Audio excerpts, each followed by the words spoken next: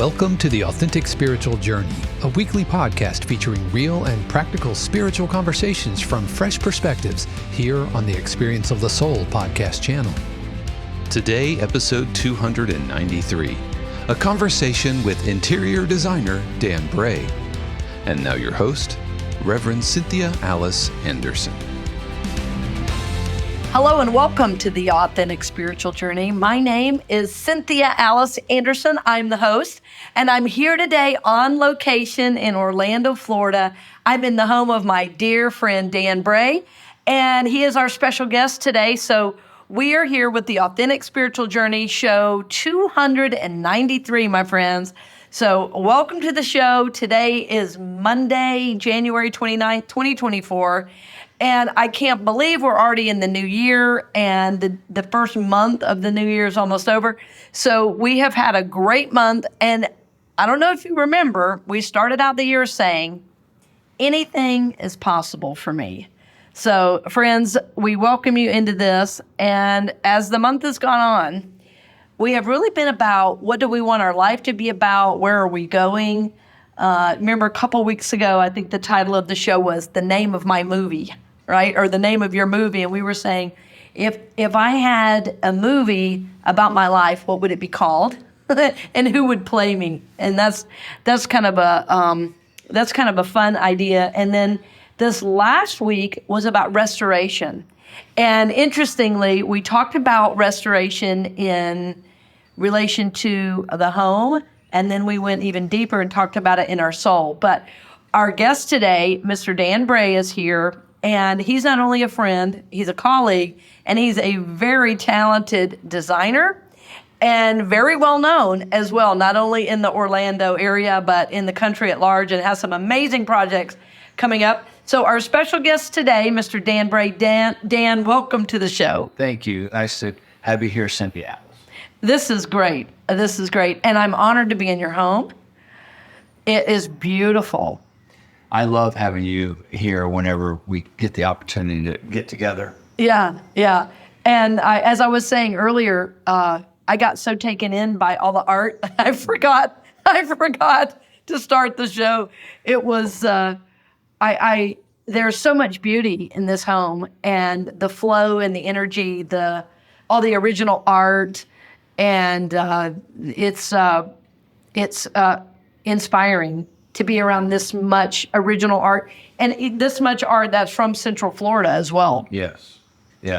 So and thank you for pointing out the Central Florida art aspect of it, because my partner Sean and I have, lived in different homes for over 33 years, mostly in the downtown Orlando area. And we've come to really love how Central Florida landscape artists and landscape artists around the state even come to Central Florida, like the Florida Highwaymen, or like Maury Hurt or Emmett Fritz, the artists who love to find everything from lakes to backwaters, rivers around Central Florida, and I love how it comes together.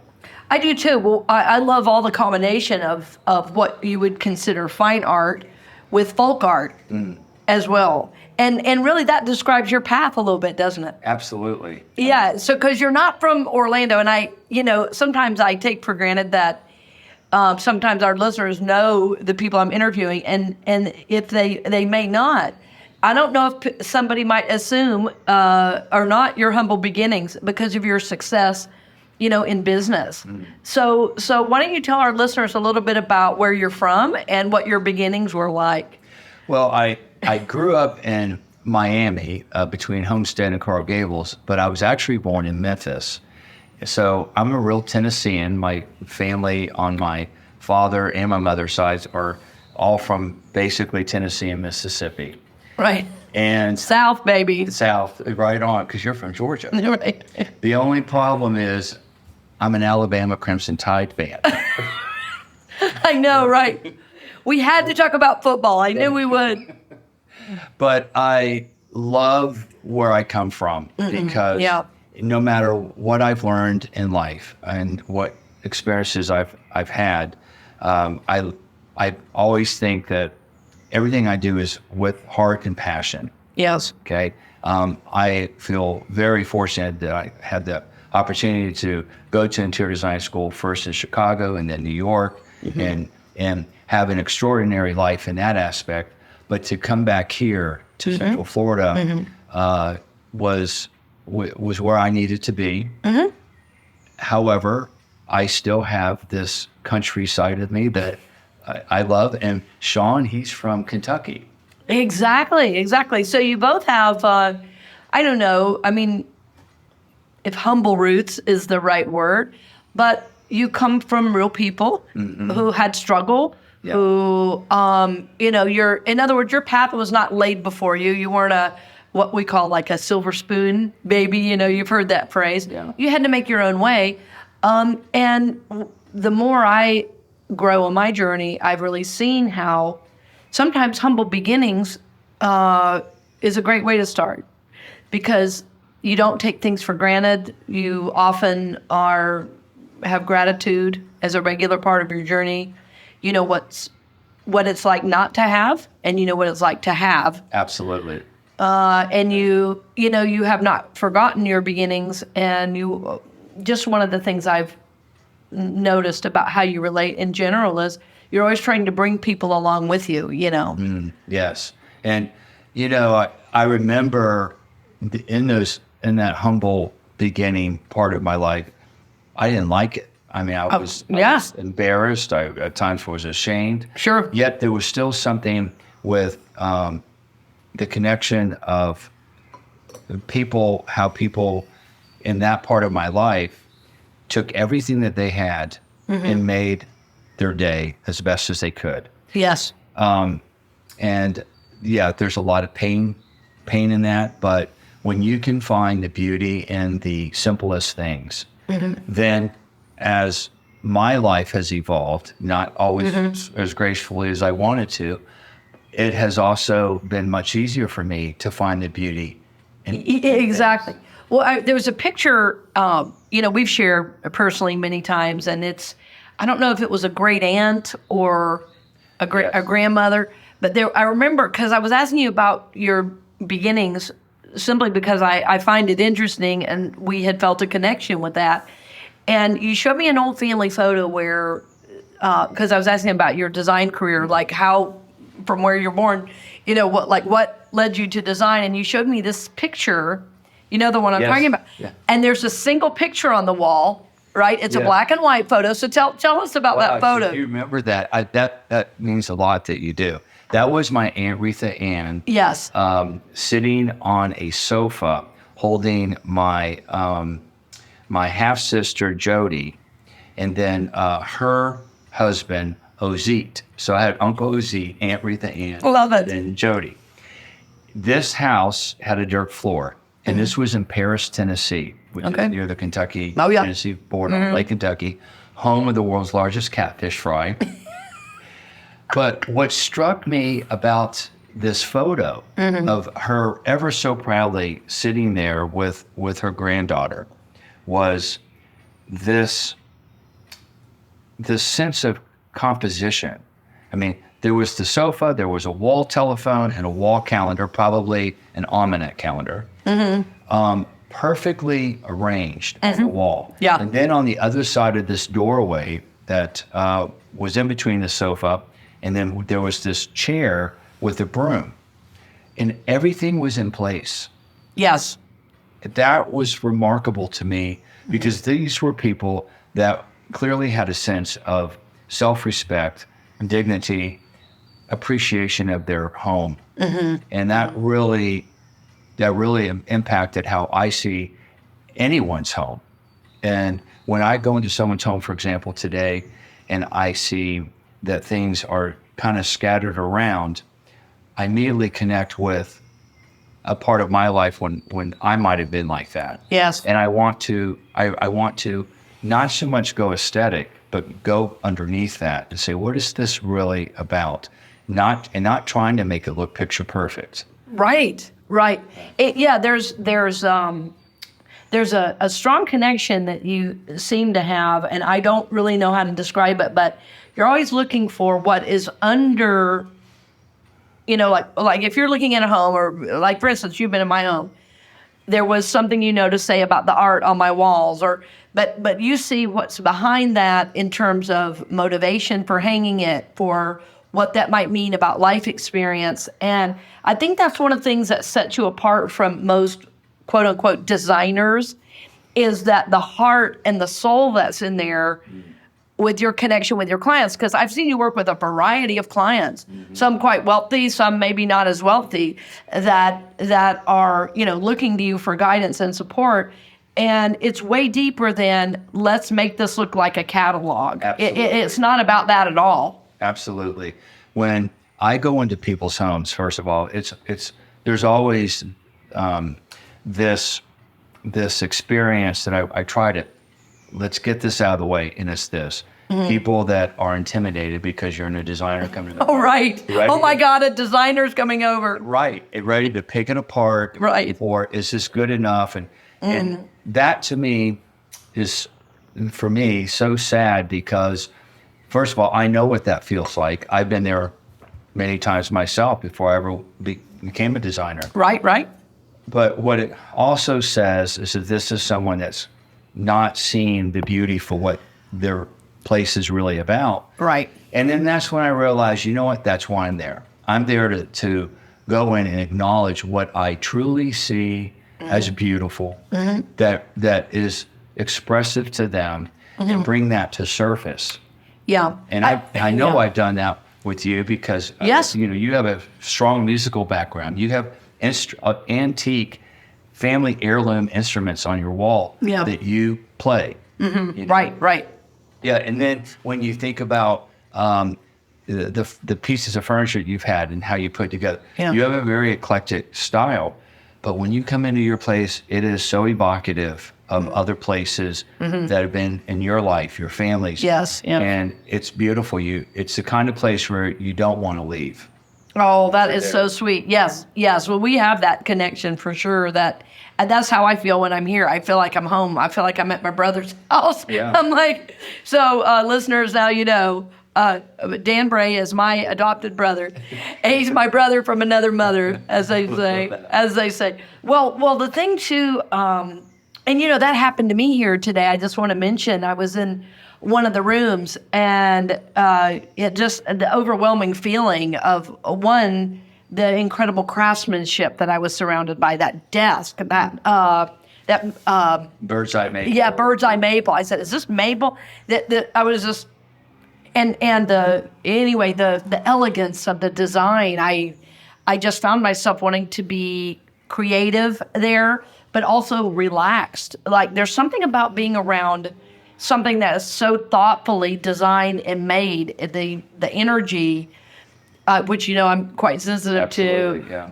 It just felt so inviting. I just wanted to be with it. And what experience you had in my home, that's how I got to where I am today with my home, is being in other people's homes. Right. They had done things that were beautiful and beautifully expressive and authentic. And that is something I have my entire life observed when I go into people's homes, is there's something about this in their home that I absolutely love, and I would like to implement that in my home. Yes. So what you're seeing here is really a tapestry of all of the homes, the places I've been to that I've been inspired by. Well, and isn't it an honor when someone invites you to their home? To me, that's an honor, and that people have trusted you at that level. And I think you've really honored that trust by that, because you are super respectful. You are. I'm laughing now because I remember when you came in and you said, "Now, what were you thinking with this color?" And I laughed because I said, "Well, that's a great question." And I said, "So tell me about color." And the next hour, you were talking to me about your experience learning about color, sitting in the back of the room. I remember you saying, because I think you had gone from one school to another, right? Yes. When you went to New York, I can't remember that exact story. So I first went to design school at Harrington Institute. Oh, right. Interior design in Chicago. Oh, right. And That's what it was. It was a great experience because it got me out of my Florida mindset of how design and decoration should look like, right? Yeah. No corn plants in corners anymore. Right. You have to make something of every square inch of a space. But when I was at Harrington, I'm the one student in this class of 12 or 13 people. I have no drawing background, no sketching, no painting. And there I am learning how to mix colors. And it was a disaster for me. It was humiliating. But then when I look back on it, I laugh because she said to me in front of the whole class, she says, "Where are you from?" I said, "I'm from Orlando." She goes, "Oh, Mickey Mouse. Okay. Well, you're going to learn a thing or two about color in this class." So, Dan, we were talking earlier about, you going into homes, and I loved the first time you were in my home. I think it was the first time, and you walked into one of the rooms and you said, "Now, what were you thinking of when you chose this color?" And I remember laughing because the energy behind it was so sweet and innocent. It was almost naive, the way you asked that. And I could tell you were genuinely curious. And this is very different from what I would imagine a quote-unquote designer to do. So talk about that a little bit. So that color was in your kitchen. It was and is this beautiful, like sunny yellow. And when I saw it, I found it to be evocative. I thought, could this be from a home of a relative when you were growing up that made? Could it be that this is what makes you feel the good energy in the morning when you're making your cup of coffee? Right. That color definitely has emotion to it. And energy. And vibrancy, Vibrancy, yes. And I wanted to connect with that. And you were saying that it was a color that you loved because it was, I think it made you happy or something? Yeah, I said it makes me happy. And it is very similar to a color from growing up that I loved in one of the rooms. So it is, in fact, a connection to that. So taking that experience with you, so I put it back, I put it in the back of my mind. I go, okay, I'm going to remember that when I'm working with other people, because sometimes when people are at a loss for ideas, and we're going back to, well, what makes you feel good about being in a space that you remember from somewhere else? So those moments when I go into your house or somebody else's, it adds up, and it makes a huge difference for me in how I'm able to help other people. Well, in it, and I said this earlier, but I wanted to go back to it too, about the soul that comes through. I mean, I know you've done a lot of work on yourself as a human being, because we all come from situations where there's trauma and we need healing. And I tend not to focus so much on the word trauma, but the fact that we're all able to heal. Right. And I think the work that you do with people, the way you do it, I will say, is healing. And I know that also comes out of your own journey, right? Yes. Because I know you're not just like, well, okay, I'm all good. There's nothing more to work on. You're always thinking about, how can I be more present? How can I be more mindful? You've taken my courses, you've taken mindfulness courses, you're always seeking to be more self-aware. And I think that informs all of your life, not just your personal life, but your work and everything else. So I really appreciate you seeing that, because I always go into somebody's home or a commercial setting to learn. Not to just enlighten and help other people, but to take away something for myself. And when you go to design school and then you work professionally, you know that there's what we call the elements and principles of design. Unity, color, emphasis, scale, pattern, for example. There's a framework within that you work within to address issues and turn them into solutions.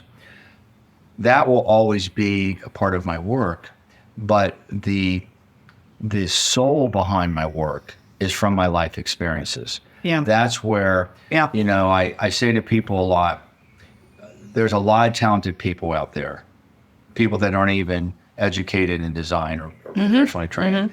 And it's always mind-blowing to me, the level of talent that I see and I take away from.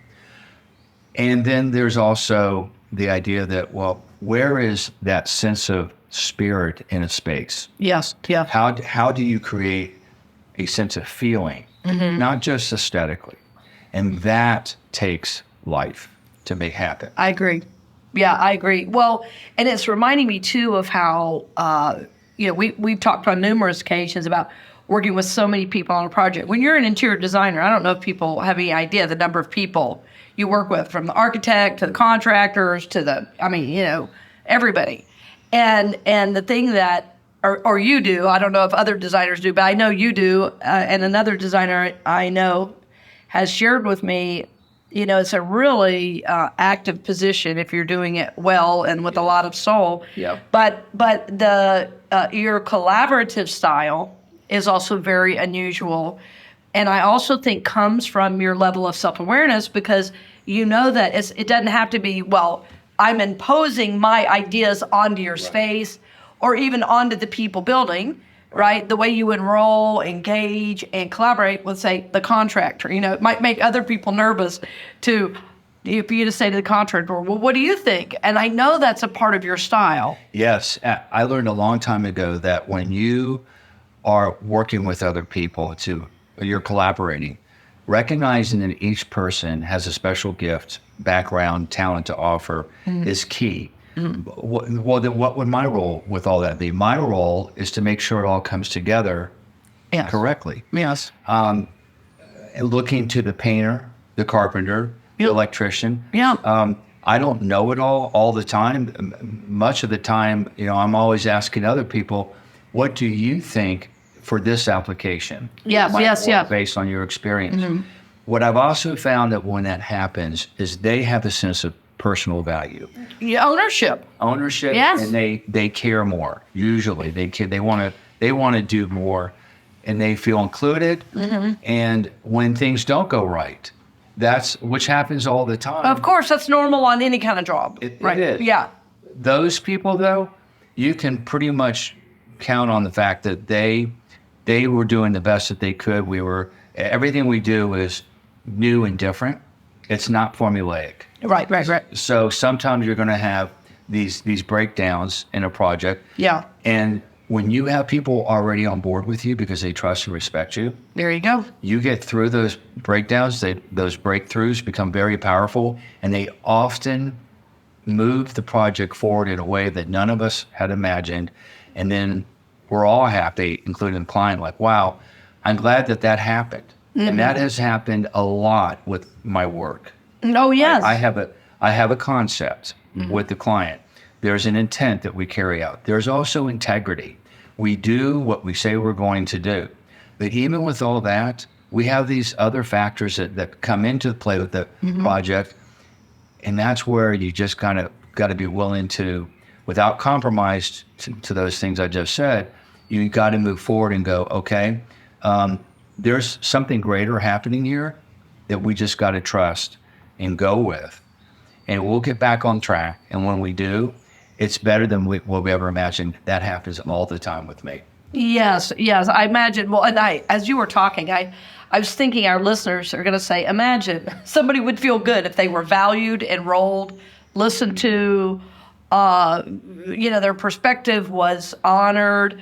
It does build trust. And so much of what we do on the show is, we often say we're here to help you grow, prosper, and evolve. If you only did the things we're talking about, you're relating it to work, but I know you do this personally too. I mean, I'll tell a story about that in a minute, but what I started to say is if you listen to, valued, enrolled, collaborated with all the people in your life right now, just that on any level, all of those relationships would instantly get better. Because when people feel heard and valued and supported, it's really, those are keys to any healthy relationship. And I think that is more important to me in my everyday life than my actual work. Yeah. is that I'm connecting and relating with people that they feel valued and they value me, and together, whatever experience we have is special, extraordinary, positive. Yes, yes. What I started to say is, not too long ago, we went to dinner. It was you and Sean and myself. And, we walked in the restaurant. And it's funny because stuff like this happens to me a lot, but I don't see it happen to other people a lot. So it was really fun to be on the receiving end of watching it happen. And, everybody hugs you and says, I'm glad they're to see you. And, it was like, to the employees there, you were one of the most important people in their life at that moment. That was obvious that they felt valued and seen and loved. And, friends, we were at the local Red Lobster, but it was just super sweet. That you could tell you had taken time to establish real relationship, not just bring us our food, we're done, thank you. Well, I think where that comes from is my mother, back in the day, was a waitress at Howard Johnson's and IHOP. Yep. I was illegally a busboy and dishwasher when I was like 12 years old at the IHOP that she I worked love at. it. Yeah. And then I worked at Wendy's and Red Lobster. And so I was absolutely that person. Yeah. I knew what it felt like. And to not be seen. And to not be seen. Yeah. But also when you're appreciated, you just want to do better. You want to do better, yeah. Yeah, well, one of the key teachings that I have been taking out now into more of the business world is about shifting perspective. And I'll tell you, perspective is everything. I heard this old story and about a guy who was laying bricks. There's two guys, they're laying bricks. And somebody comes up and says, what you doing? And one of the guys says, laying bricks, And he goes down the building a little bit and says to another guy, so what are you doing? He says, oh, I'm building a cathedral. Which one is empowered? Which one has a perspective? One, doing the job, showing up, laying the bricks. Nothing wrong with that. But the other one saw the big picture. Oh, I'm building a cathedral. In other words, my work has value to the greater whole. Yes. Yeah. Right? My work is a part of creating something bigger than me. So, and I think that's what the feeling you give people.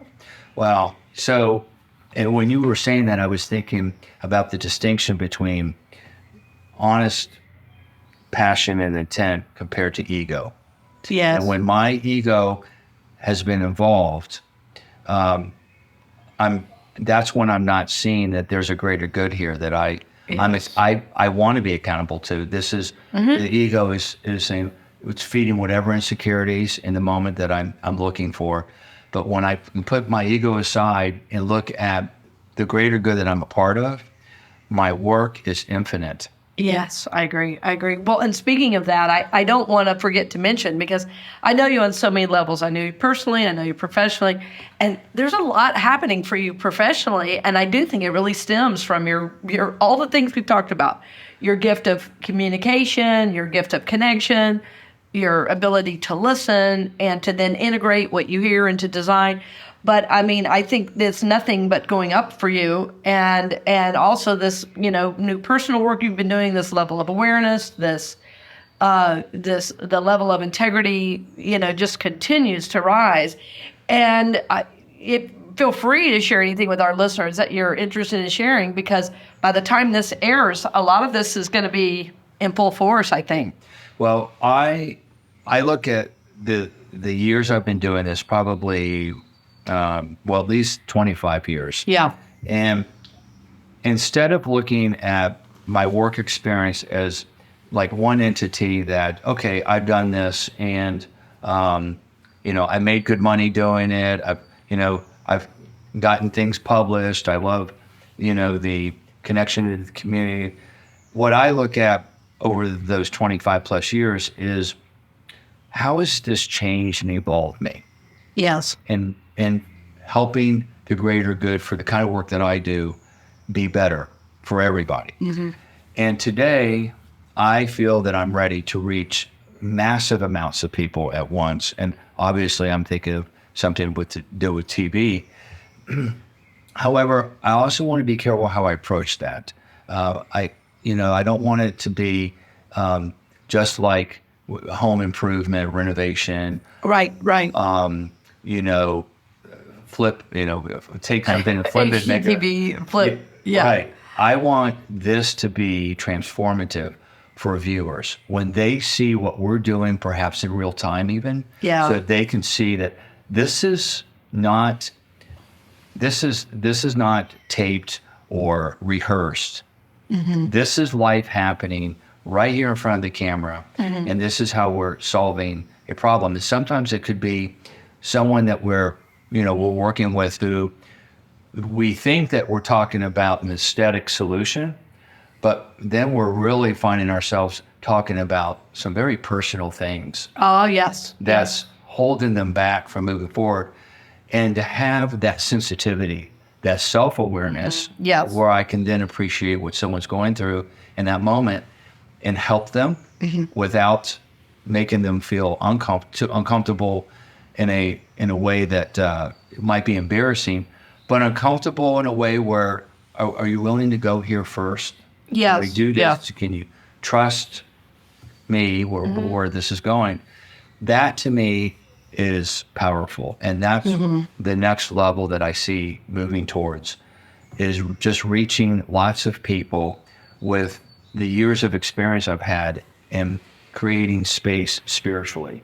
Yes, exactly. Well, that's what I was going to say. I mean, our homes are the most direct reflection of our consciousness, because it's where and how we live.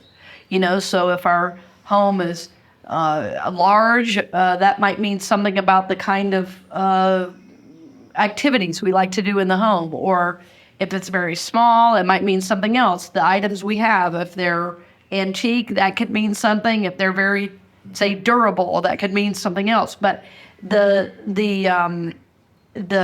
strong spiritual and personal connection that happens between you and your, I hate to even call them clients, but your clients, does become a very intimate connection because of the level that they're able to trust. And your ability to listen and then guide them through, is really special, because you're not imposing your view. You're trying to help them come to, the realization on their own. So you're empowering that and then helping to guide the right way, I feel. I'm trying to help them see something about themselves. Right. They probably either put away on the back burner or just maybe didn't realize. So, for example, I've worked with clients where when we start off, they'll say, okay, what are we going to do? I love what you did for this person. Yeah. Oh, right. Yes, I bet. And I'll say, we can do a little bit of that, but this is really your space. So this is what do you, right? Yes, this is about you expressing your space, and I'm here to help you do that. Well, I don't have anything. Okay. Growing up, did you play any instruments? Were you in sports? Yeah, I was. I played the saxophone for a little while. When? In a band, like a high school, junior high school. Do you have any music sheets of that laying around? Well, I think I do. It's at my mom's and dad's house. Do you think we could get a hold of those and maybe look at that? Perhaps that's something we can use as artwork in your home study or library. Because that's an absolute personal value. Yeah, that could be cool. And you said you played sports? Yeah, what'd you do? Because I played football. Were you any good at it? Well, I got some. Like a letter. Or trophies. Well, while I'm not about trying to trophy up someone's home, because things like that could be challenging, there's still something there when you put this part of their life with that part, with where they are today. It could be they like to travel now. That's why their home doesn't have anything, because they choose to spend their time and energy and their money to travel. Exactly. Well, I want to know where you traveled. Exactly. Tell me where you've been and what that was like for you. Let's see some pictures of who you were with, if you would like, or why why did you go to Jerusalem, for example, as opposed to Brazil. Yeah, right. Very different experience. Yeah. So when you put those experiences together, no two are the same. Yeah, I bet. Everybody is different. And that's why you can't come in and say, let's do this, what we did at the last house, because this is not the last house. Even if the physical looks similar, it's not. Absolutely. Yeah. Now, of course, if someone really liked a detail that we did, as long as I feel that the majority of what we're doing is still them, I'm good, because I want people to have what they want. Of course. Well, and I know your work, and I wanted to end with this. We've talked a lot about work, but you and I are very similar in that our life is our work. It's not, I think I could talk to you at 7 in the morning or 11 at night, and we'd be having the same conversations. Yeah. It's not like you do a job that you hate so that you can go out and party. Your life is your work. You're always in design mode. Just like I'm always in soul mode. It doesn't matter. Yeah. Even if we don't feel like it, we find ourselves there. There, exactly. Even at a football game or something, I might be thinking about, oh, that poor guy down there. Oh, he missed a pass. I'm going to send him some energy. But yes. And I was just thinking spiritually now, it seems like recently you've been working a lot on mindfulness and staying present. So tell me a little bit about your journey, what you're working with now. I think our listeners might like to hear that. So how I strive to work today is, first of all, unlike ever before, I think about integrity with the space.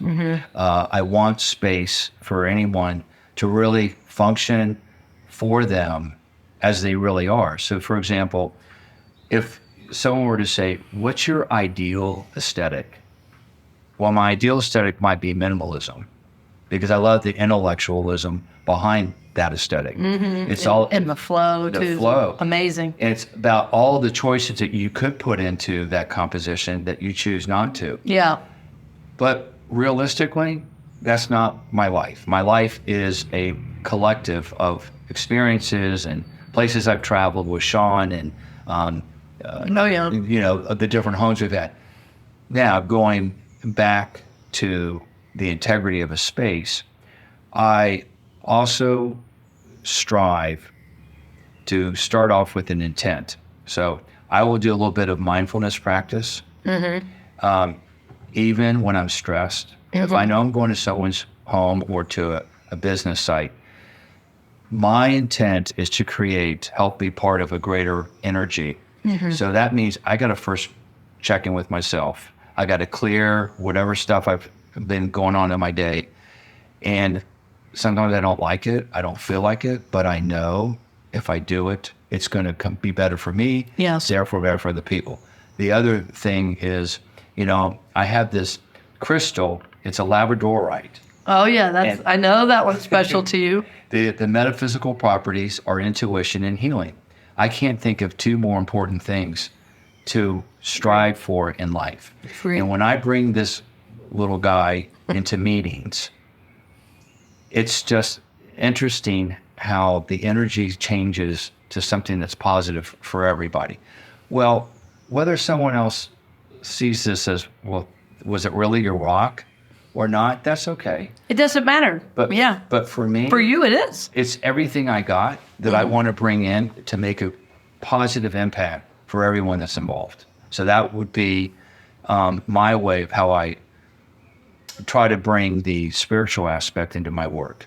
Beautiful. And well said, Dan. And I think all of us could learn from your practice and from your intentionality and the integrity. This is my highest value.